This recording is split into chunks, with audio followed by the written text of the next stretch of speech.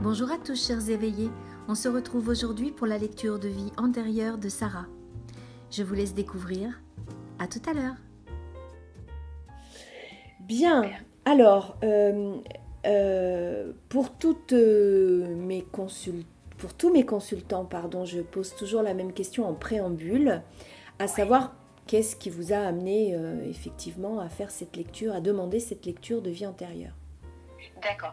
Alors, de manière, en fait, générale, c'est pas quelque chose que j'aurais fait, Oui. parce que je me dis qu'on a quand même beaucoup d'indices dans cette vie-là. Oui. Mais là, dernièrement, je pense que j'ai fait une retrouvaille karmique. D'accord. Et j'ai eu beaucoup, d'indices convergents, et je l'ai fait surtout par validation. Pour bien comprendre ce qui s'était passé, mais je pense que ça va également m'apporter des éclairages sur bien d'autres choses. D'accord, très bien. Alors, contrairement à d'habitude, vous avez donc beaucoup de chance puisque j'ai canalisé 2 vies pour vous. D'accord. D'habitude, il n'y en a qu'une. Là, ils m'en ont donné 2. Je suppose qu'il y aura certainement du sens aux 2. Donc je vais commencer si vous le voulez bien, hein, et puis on se retrouve après la lecture, hein, pour le coup, d'accord? D'accord, très bien. Alors, la première vie, et ce qui est curieux aussi, c'est que d'habitude, au niveau de la chronologie, si vous voulez, je vais dans les vies les plus anciennes, et quand ça m'arrive d'avoir une ou 2 vies comme ça, c'est souvent la plus ancienne qui arrive en premier. Et puis, j'ai la seconde, c'est-à-dire la plus proche de nous, hein, en termes de temps. Alors, temps terrestre, voilà, je précise. Hein. Là, c'est le contraire, c'est-à-dire que j'ai commencé dans une époque qui est très proche de nous, au niveau du temps terrestre, et on est remonté très, très, très, très loin. D'accord. D'accord. Donc, on commence, tout de suite, on me donne la date, on est en 1943. Oui. Vous êtes une petite fille. On m'indique que vous habitez la région de... Alors moi je suis une buse en géographie, mais la région de Lorraine, la Lorraine. D'accord. Vous êtes né dans une famille de confession juive. Oui. On m'indique que c'est Ashkénaze. C'est-à-dire que vous êtes de l'Europe de l'Est, hein, d'origine. Et on me donne même l'origine précise, c'est la Pologne. On m'indique que vous avez 7 ans. Quand je vois la scène, vous avez 7 ans. D'accord. Vous êtes une petite fille blonde aux yeux très clairs. On me dit bleu-vert, mais on a l'habitude de vous dire que vous avez les yeux vert d'eau. D'accord. Alors, vous êtes issu d'une famille aimante. C'était vraiment une famille solide, vous voyez, dans laquelle il n'y a pas de gros problèmes en soi. Et vous êtes plutôt choyé, aimé, hein, vous comme votre fratrie. Hein, il n'y a pas le papa, la maman, tout ça, ça se passe bien. On m'indique que votre papa est horloger. Il travaille dans une boutique mais il n'est pas le patron, il travaille pour un employeur. Votre papa est très apprécié au niveau professionnel. Votre maman, elle, reste à la maison, mais on m'indique qu'elle prend des petits boulots comme du repassage, de la couture, des petits ouvrages, j'ai envie de vous dire, vous voyez, pour arrondir les fins de mois, hein, voilà. Alors, vous avez une sœur aînée et vous avez un petit frère. Vous êtes plutôt donc heureuse, hein, heureuse de vivre. Oui. Contrairement à l'époque, hein, on est en 1943, donc j'ai pas besoin de vous expliquer dans quelle époque on est. Oui. Et donc c'est très difficile à vivre pour tout le monde. Alors là, ça va commencer à se corser, hein, voilà, forcément, parce que c'est toujours comme ça. Alors, vos parents ont décidé de cacher votre judéité. D'accord. Mais vous allez tout de même être dénoncé par l'employeur de votre papa. Donc ça va être très très compliqué à partir de ce moment-là. Votre sœur, elle est révoltée de tout ce qui se passe. Elle a un caractère vraiment très, très enlevé, hein, très, très fort. Elle est en révolte permanente. Voilà, elle ne veut pas se laisser faire. Alors, on m'indique qu'elle a 15 ans et qu'elle est dans une école, elle est au lycée. Et voilà, donc elle a, si vous voulez, elle a sa manière de penser. Elle est déjà très... sa pensée est formée déjà, donc elle a déjà un caractère bien, bien campé, alors que vous n'avez que 7 ans. Hein. Vous êtes encore dans tout l'émotionnel qu'on peut avoir à cet âge-là. Alors, on me fait voir que vous pratiquez votre religion dans le plus grand secret. Hein.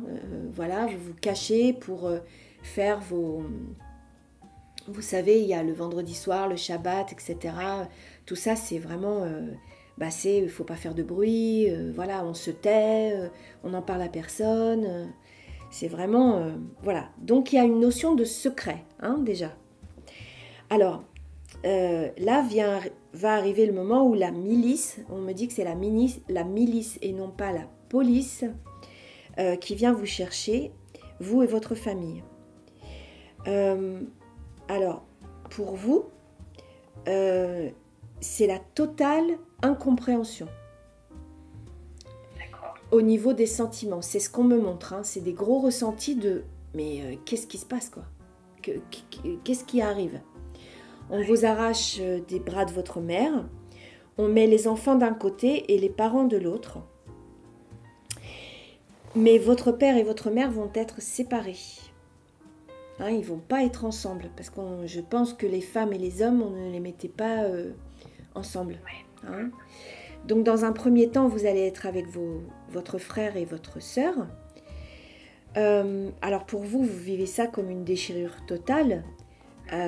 Bon, forcément, vous allez me dire, c'est évident, mais le ressenti est vraiment très très fort. Hein. Et on va vous emmener dans un camp, et là, vous allez vivre l'enfer des camps. Jusqu'au moment où votre frère, c'est votre sœur qui s'occupait de votre frère parce qu'il est petit, hein, il est vraiment en bas âge. Je ne sais pas, moi, il devait peut-être avoir 3 ans, 3-4 ans, hein, c'est vraiment un petit enfant. Et comme c'est un garçon, eh bien, il vous est enlevé également. Alors, je vous épargne vraiment tous les détails qui, à mon sens, ne sont pas très très importants. Mais sachez que vous allez mourir dans ce camp avec votre sœur, avec qui vous allez vivre un certain moment quand même, et qui ne cessera d'être que dans la colère. Vraiment, elle aura vraiment énormément de colère. Ce qui est compréhensible, hein, mais voilà. Et vous n'êtes pas dans ce sentiment, même si vous êtes très jeune, vous n'avez pas ce sentiment de colère. Vous êtes plutôt, vous voyez, c'est plutôt la tristesse qui vous envahit. Oui. Vous pleurez beaucoup et vous allez même jusqu'à éprouver de la compassion pour les gens qui vous font subir cette épreuve. Alors, c'est très fort, hein, parce que éprouver de la compassion quand on vous fait du mal, voilà, c'est pas commun. Hein. Ouais, je comprends. Ils ont terminé, et ce qui est très très fort, parce que moi j'en ai des frissons partout, ils ont terminé la lecture avec tous les prénoms et tous les noms de votre famille. Comme si c'était... Enfin, je leur ai... Comme si c'était un hommage, si vous voulez. D'accord. Donc, je vais vous dire... je vais vous les dire, les noms et les prénoms. Ouais. Donc, vous vous appelez, dans cette vie-là, Sarah Lipstein. Votre sœur s'appelle Barbara. Votre père s'appelle Joseph. Votre mère, Rachel. Et votre petit frère, Samuel. Voilà. Ça va ? Oui, oui. Ça va. Alors voilà pour cette première vie. Dans la deuxième vie, on m'a fait un bond en arrière et on se retrouve, alors là vous allez voir, rien à voir du tout, en Grèce antique. D'accord. Alors, c'est le premier mot qu'on me donne pour me situer vraiment. Voilà, c'est reparti. Hein. Donc, nous sommes pour la deuxième vie, après cette petite coupure, ce petit intermède. Donc, je vous disais que nous étions dans la Grèce antique. C'est la première expression qu'on m'a donnée pour me situer l'époque. Vous êtes de nouveau une femme. Alors, dans l'époque, on me donne quand même la date. On me dit qu'on est en 520 avant Jésus-Christ.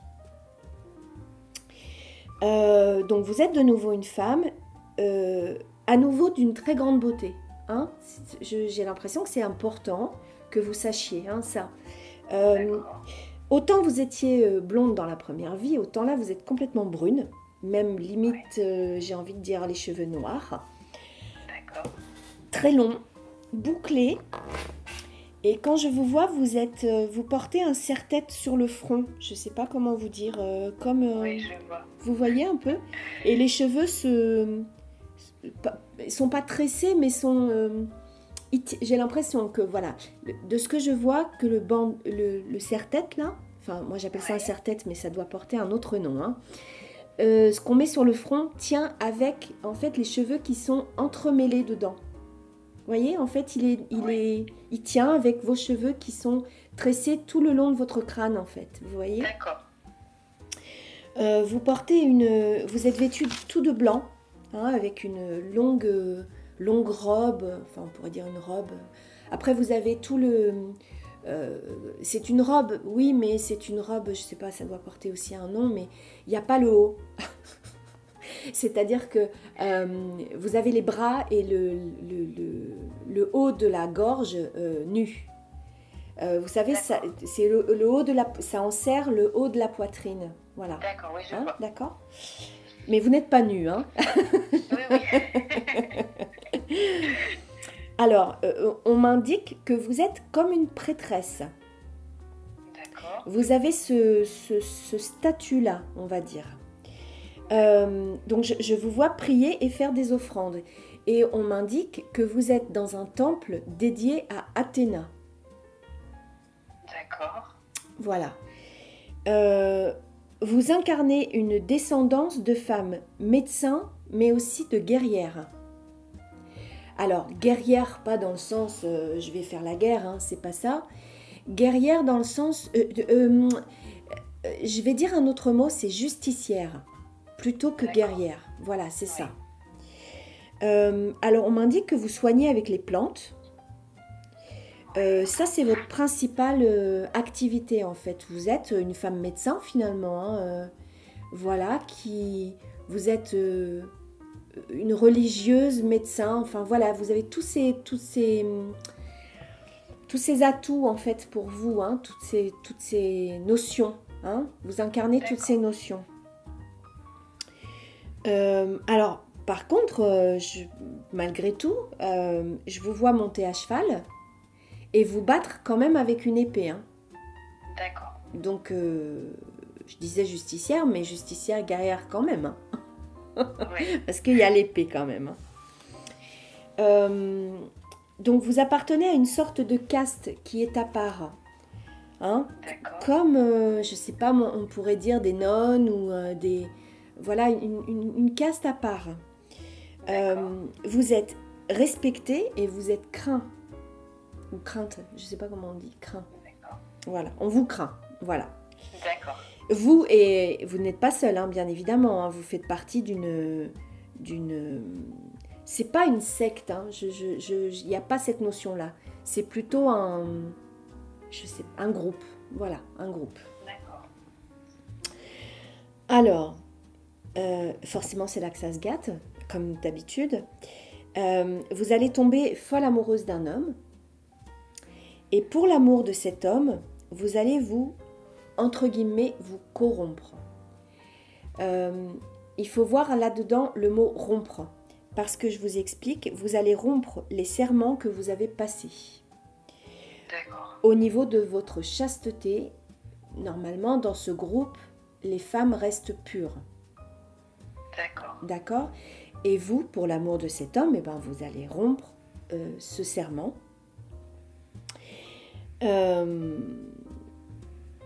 Oui, voilà, vous ne devez pas vous marier, pas de prendre d'époux en fait. Et on m'explique que vous devez... ah oui, voilà. On m'indique que votre mission dans ce groupe, c'est de lutter, défendre et soigner tout le monde. Que ce soit des enfants, des vieux, des jeunes, des femmes, des hommes, des riches, des pauvres. Vous voyez? Et que le fait d'être amoureuse, eh bien pour ce groupe, en fait, ça fausse votre jugement et ça altère vos décisions d'action, on m'a dit. Parce qu'on m'a repris, j'avais noté autre chose, ils m'ont fait gommer pour mettre ça. Donc je vous le redis, le fait d'être amoureuse fausse votre jugement et altère vos décisions d'action.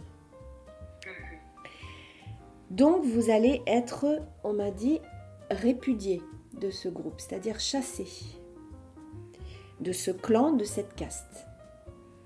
Donc là, il y a une blessure de rejet et une blessure d'abandon. De plus, vient s'ajouter une troisième blessure parce que l'homme que vous aimez et pour qui vous avez tout quitté, vous laissera également, donc il va vous laisser tomber. Et là, vous allez vous sentir trahi, trompé. Donc vient s'ajouter la blessure de trahison. Alors, là, il y a une fin plutôt tranquille, on va dire, on va mettre ce mot-là, puisque vous allez continuer à soigner, je vous vois, toute votre vie, vous allez faire ce pourquoi vous étiez formé, en fait, et à défendre du mieux que vous pouvez votre prochain, mais vous allez rester seul. C'est-à-dire que vous n'allez pas vous marier et vous n'aurez pas d'enfants dans cette vie. Vous aurez tout de même beaucoup de reconnaissance des personnes que vous allez soigner. Vous allez être aimé, mais pas comme vous l'auriez voulu, en fait, dans la vie. Donc ça restera, si vous voulez, comme une blessure, mais vous aurez des compensations, c'est-à-dire que les gens vont vous admirer, vont vous aimer pour ce que vous faites pour eux, mais ça n'a pas été, enfin, c'était pas votre souhait à vous. Vous vouliez être aimé d'un seul homme, vous voyez? Voilà. D'accord. Mais la fin n'est pas tragique en soi, pour le coup. Oui, par rapport à la première vie. Voilà, qui était très, très compliquée, très lourde. Hein. Ouais. Donc voilà pour ces deux lectures. Je vais arrêter l'enregistrement et puis nous allons profiter d'être encore ensemble pour pouvoir débriefer. D'accord, merci beaucoup. Merci à vous. On se retrouve très vite pour de nouvelles vidéos. En attendant, prenez soin de vous. À bientôt. Ciao, bye bye.